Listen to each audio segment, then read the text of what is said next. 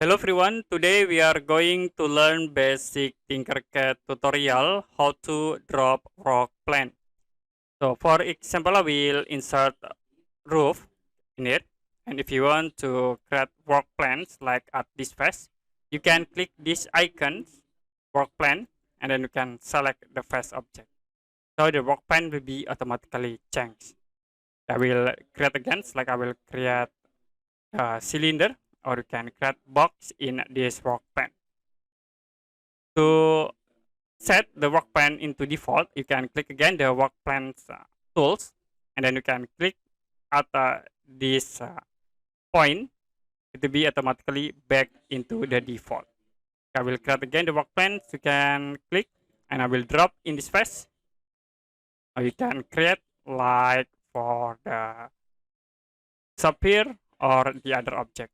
To get into default, you can click again and then click at this point. Okay, that's it for a basic TinkerCAD tutorial, how to drop work plan. If you have any question about tutorial, you can comment below this video.